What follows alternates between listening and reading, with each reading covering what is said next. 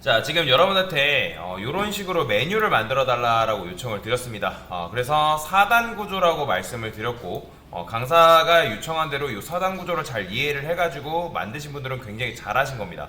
요거를 잘 읽을 수 있고, 그러니까 즉 ASML을 나름대로 구상을 잘 할 수 있다는 뜻이고, 그 다음에 강사가 알려드린 CSS 디자인을 충분히 소화할 수 있다라는 거기 때문에 굉장히 잘하시고 앞으로도 이제 성장 가능성이 높다라고 보시면 됩니다.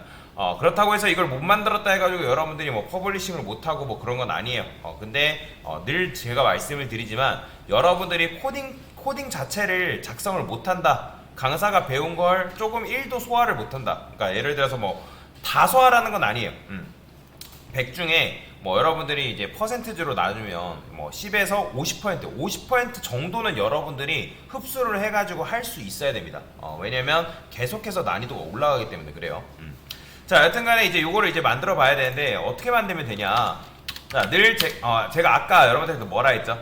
노멀라이즈를 먼저 해줘야 된다라고 말씀을 드렸잖아요. 그러면 저는 여기다가 A 노멀라이즈다 라고 이렇게 적어 놓고, A 노멀라이즈 안 하신 분들은 다 잘못된 겁니다. 강사가 노멀라이즈 하라고 말씀을 드렸는데 요거 안 하신 분들은 강사가 말을 이제 안 들은 거예요. 그래서 컬러를 이너릿을 여러분들이 이제 주시면 되고, 그죠? 그 다음에 텍스트 데코레이션을 뭘로 주면 된다? 논 처리를 해줘야 된다.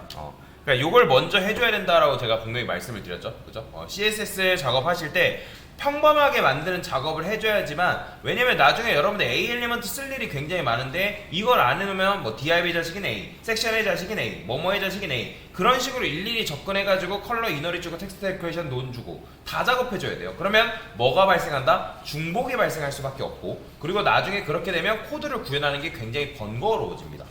그래서 일단은 노멀라이즈를 통해서 A를 평범하게 만드는 작업을 한 다음에 그 다음에 HTML과 CSS 작업을 하시면 된다. 그러니까 기반을 일단 닦아놓는다라고 보시면 돼요. 자, 그러면 이제 뭐 해야 돼요? 이제 기반을 마련했으니까 뼈대를 세워야겠죠? 그 뼈대가 바로 뭐다? HTML이다 라고 보시면 됩니다. 자, 그래서 저는 여기다가 뭐라고 쓸 거냐면 섹션이라 그냥 써볼게요. 섹션이라 쓰고 4단 구조라고 말씀을 드렸어요. 4단.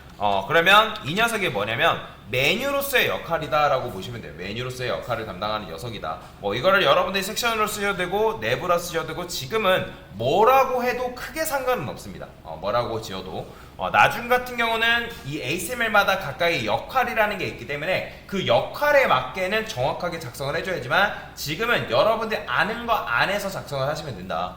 자, 그러면 저는 섹션, 이 녀석이 뭐다? 메뉴로서의 역할인 거고, 그 다음에 4단 구조라 했기 때문에 저는 여기다가 뭐라 할 거냐면 내부라 쓰겠습니다. 내부. 자, 내부라 쓸 거고요. 그 다음에 그 안에다가 div를 4개를 쓸 건데 4개였나요? 자, 4개를 쓴 다음에 그 다음에 그의 자식으로 A를 href 샵 그 다음에 메뉴 아이템이다 라고 이렇게 적어줄 겁니다. 자, 그러면 지금 어떻게 된 거예요? 이게 바로 4단 구조입니다. 제가 아까 말씀드렸잖아요. 4단 구조가 뭐예요? 제일 바깥쪽에 메뉴로서의 역할을 하나가 있어야 되고, 그 다음에 그 중간에 그러니까 메뉴 박스죠, 얘는. 전체를 감싸는 박스라고 제가 말씀드렸잖아요. 그 다음에 이 초록색이 뭐냐면 얘가 메뉴로서의 역할이다 라고 보시면 돼요. 메뉴로서의 역할. 그 다음에 감싸고 있는 이 파란색 선이 뭐냐면 얘가 메뉴 아이템이라고 보시면 돼요. 메뉴 아이템. 아이템이다. 그 다음에 이제 메뉴 아이템을 감싸고 있는 요 녀석, 요게 바로 뭐다? 메뉴 아이템 텍스트다. 그러면 텍스트 같은 경우는 뭘로 감싸줘야 되냐면 A 엘리먼트로 감싸야 됩니다.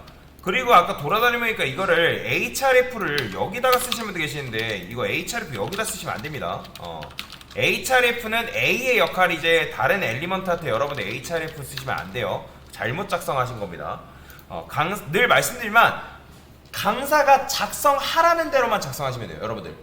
본인이 가끔씩 이제 창작 의욕이 불태워가지고 창작을 하시는 분들 계신데 그 창작한 거 제대로 맞는 걸 못 봤어요. 그렇기 때문에 강사가 그냥 알려드린 것만 하세요, 여러분들. 그것만 소화를 해도 여러분들 충분히 구현할 수 있기 때문에 제발 강사가 알려드린 것만 하시면 된다. 자, 그러면 이제 섹션 내부 div 한 다음에 div 자식으로 A. 지금 뭐다? 4단 구조로 정확하게 만들었죠, 그렇죠? 자, 그러면 지금 여기다가 섹션이라고 여러분들 검색을 한 다음에 자, 보더를 칠해보면 어때요? 굉장히 넓겠죠, 그죠? 보더를 칠하면 섹션은 디스플레이가 블럭이잖아요, 그죠? 그럼 블럭이기 때문에 여러분들이 이 내부의 녀석을 뭐 할 수 있다? 정렬할 수가 있어요. 근데 내부를 정렬할 수 있어 없어요? 사실 내부는 디스플레이 블럭이기 때문에 여러분들이 섹션 아트 텍스트 얼라인 센터 이렇게 줘봤자 이동이 안 됩니다. 물론 텍스트 얼라인이라는 건 뭐다? 텍스트 얼라인이라는 거는 여러분들이 자식이 딱히 뭐 안 하면 상속되는 성질이 있기 때문에 그게 어디까지 상속이 되냐면 DIV한테까지 전달이 돼요. 그렇기 때문에 DIV가 품고 있는 A 엘리먼트가 어떻게 되면 정렬이 됩니다. 한번 보여드릴게요. 이런 식으로 보이죠? 근데 제가 원하는 거는 지금 요 녀석들을 정렬하려고 하는 게 아니라 내부 자체를 지금 뭐 하고 싶다? 정렬하고 싶다라는 거예요. 여기까지 이해되시나요? 자, 그러면 내부가 바로 뭐냐면 메뉴로서의 지금 요 초록색 요 선으로서의 역할인 건데, 그러면 얘를 뭘로 바꿔줘야 된다? 섹션의 자식인 내부 아트. 자, 디스플레이 인라인 블록으로 바꿔주면 되겠죠? 그죠? 디스플레이 인라인 블록으로 바꿔주게 되면 얘가 뭐가 되는 거예요? 인라인하는 뭐예요? 글자, 본질이 글자화잖아요, 그죠? 자, 그러면 여기다 백그라운드 컬러를 저는 어떻게 해줄 거냐면 샵 AF 이런 식으로, 뭐 그레이라고 주시는 분들도 굉장히 잘하신 겁니다. 근데 이런 식으로 16진수를 부여를 할 수 있다고 말씀드렸죠. 자, 그러면 지금 인라인 블록을 줬기 때문에 너비가 어떻게 된 거예요? 최소가 된 거죠, 그죠? 그렇잖아요. 여러분들이 디스플레이 블럭이었던 녀석을 인라인으로 바꾸게 되면 인라인 요소는 너비가 최소잖아요, 그죠? 당연히 높이도 최소겠죠. 자, 그러면 이 상태에서 저는 뭐 할 거냐면 내부가 가지고 있는 DIV들을 한 줄로 눕힐 겁니다. 왜냐면 지금 얘네들 이렇게 나오는 이유는 DIV가 디스플레이 블럭이기 때문에 블럭 요소는 세로로 한 줄을 하나씩 다 차지한다 했잖아요, 그죠? 그렇기 때문에 메뉴 아이템이 지금 세로로 위에서 아래로 나오기 때문에 얘네들을 오른쪽으로 눕히려면 어떻게 한다? 섹션에 자식인 내부에 자식인 DIV한테 얘도 마찬가지로 뭘 준다? 디스플레이 인라인 블록 주면 어떻게 돼요? 한 줄로 눕혀지겠죠, 그죠? 됐죠? 자, 그러면 이 상태에서 전 뭐 할 거냐면 일단 보더는 이제 필요가 없으니까 지워줄 거고, 여기다가 이제 텍스트 얼라인을 센터를 주게 되면 누굴 정렬시킨 거예요, 사실? 섹션 아트 텍스트 얼라인 센터를 준 건 내부가 지금 디스플레이가 인라인 블럭이기 때문에 얘가 정렬이 된 거다라고 보시면 돼요. 이해되시죠? 그렇기 때문에 제가 아까 말씀드렸잖아요. 박스로서의 역할이고 그 박스한테 뭔가를 줘야지만 얘네들이 가운데로 가니까. 자, 그러면 이제 어떻게 해주면 되냐면 얘를 둥글게 만들 겁니다. 둥글게 만들려면 어떻게 해요? 보더 레디우스 주면 되겠죠? 한 10픽셀 정도만 주겠습니다. 자, 10픽셀 주니까 이런 식으로 외곽선의 둥글기가 이렇게 결정이 되는 거죠, 그죠? 자, 근데 얘네들이 외곽선에 둥글기만 있는 게 아니라 뭐도 있다 했죠? 자, 왼쪽과 오른쪽에 여백이 있다 했습니다. 그러니까 메뉴의 맨 왼쪽, 메뉴의 맨 오른쪽에 여백이 있다는 건 뭐예요? 패딩이 들어가 있다는 거예요. 그럼 패딩을 어떻게 써야 된다? 패딩 레프트 라이트를 따로 주면 되는데, 제가 패딩을 두 개를 같이 줄 수 있다 했죠, 그죠? 첫 번째는 뭐예요? Y축, 탑과 바텀. 그 다음에 여기다가 여러분들 이렇게 주게 되면 뭐예요? 레프트, 왼쪽과 오른쪽으로 말하는 겁니다. 자, 그러면 이렇게 줬기 때문에 여기 보면 패딩을 줬게 되면 여기 뭐 살짝 늘어났죠, 그죠? 자, 그러면 이 상태에서 이제 누구한테 내려갈 거냐면 저는 A한테 내려갈 겁니다. 섹션에, 그 다음에 내부에, 그 다음에 DIV의 자식인 A. 자, 그러면 제가 얘가 인라인 블럭이기 때문에 간격을 벌리기 위해서 이 녀석한테 뭘 줄 거냐면 패딩을 10픽셀 줄 거예요. 자, 패딩을 10픽셀 주게 되니까 어때요? 자, 메뉴 형태가 완성이 됐죠? 자, 지금 여러분들 어떻게 된 거예요? 얘를 보더를 칠해보면, 제가 보더 칠해보는 순간 굉장히 중요하다 했습니다. 지금 얘가 패딩을 주니까 패딩은 뭐예요? 패딩만 주게 되면 상하좌우가 지금 패딩이 다 들어간 거잖아요, 안쪽 여백이, 그죠? 그러니까 지금 DIV를 감싸고 있는 게 얘인데, 빨간색 박스인데 얘를 기준으로 안쪽 여백이 패딩이 지금 10픽셀만큼 들어가기 때문에 이런 식의 공간이 생긴 거죠. 이해가 되시나요? 자, 그러면 이제 A한테 뭐 주면 되는 거예요? 폰트 사이즈를 어떻게? 폰트 사이즈가 아니라 폰트 웨이트를 굵게 만들면 되겠죠, 그죠? 자, 그러면 여기서 이제 여러분들 안에 메뉴 형태가 완성이 됐네요. 그러면 이제 우리는 뭐만 하면 되는 거예요? 마우스를 올렸을 때 A가 호버가 되게끔 만들면 되는 거잖아요. 호버. 그 다음에 컬러를 화이트로 변경하고, 화이트인가요? 화이트네요. 그 다음에 백그라운드 컬러를 어떻게? 블랙으로 변경해줘야죠. 자, 그런데 여기서 여러분들 이렇게 한다 해가지고 얘가 메뉴가 우리가 원하는 것처럼 바뀌냐? 안 그래요. 자, 보이죠? 이렇게 됩니다. 이걸 왜 그렇죠? A는 디스플레이가 뭐예요? 인라인이죠. 인라인은 뭐예요? 인라인은 높이 너비가 최소죠. 그렇기 때문에 지금 얘가 어떻게 되는 거예요? 높이 너비가 최소기 때문에 지금 요렇게 나오는 거예요. 뭔 말인지 이해되시나요? 그러면 지금 여러분들이 패딩을 누구한테 줬어요? 패딩을 이 A 엘리먼트를 감싸고 있는 DIV한테 줬단 말이에요. 이 녀석한테 패딩을 줬으니까 지금 이렇게 됐단 말이에요. 그러니까 패딩을 그러면 누구한테 줘야 되는 거예요? DIV한테 줘야 되는 게 아니라 누구한테 줘야 된다? 바로 A 엘리먼트 줘야 되는 거예요. A 엘리먼트한테. 그래야지만 여러분들이 어떻게 되냐면, 자, 패딩을 제가 A 엘리먼트한테 줘볼게요. 자, 근데 A 엘리먼트 줬더니 지금 어떻게 됐어요? 이게 반영이 된 건가요? 반영이 되긴 해요. 근데 반영이 되긴 하지만 여러분들 백그라운드 컬러 칠해보신 분들 굉장히 잘하신 건데, 자, 지금 어때요? 인라인 요소는 제가 뭘 안 먹는다 했죠? 패딩 마진 높이 너비 안 먹는다 했죠? 요거 반드시 외우셔야 된다 했습니다. 사실 패딩이 아예 안 먹진 않아요. Y축이 먹긴 하지만 정상적으로 먹은 건가요? 아니에요. 그래서 제가 안 먹는다라고 외우라고 말씀을 드렸던 거예요. 이거는 제대로 먹은 게 아니기 때문에. 그래서 A 엘리먼트는 디스플레이가 인라인이기 때문에 패딩, 마진, 높이, 너비가 안 먹는다라고 제가 말씀을 드렸잖아요. 요거 네 가지 안 먹는 거 반드시 외우셔야 된다 했잖아요. 인라인과 인라인 블록 차이가 뭐다? 패딩, 마진, 높이, 너비 먹냐 안 먹냐 그 차이라고 말씀드렸잖아요. 그러면 얘가 패딩이 먹으려면 최소 뭐가 돼야 돼요?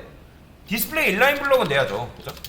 인라인 블럭은 돼야지 얘가 어떻게 된다? 이렇게 들어갈 거 아니에요. 지금 정상적으로 들어갔죠. 그죠?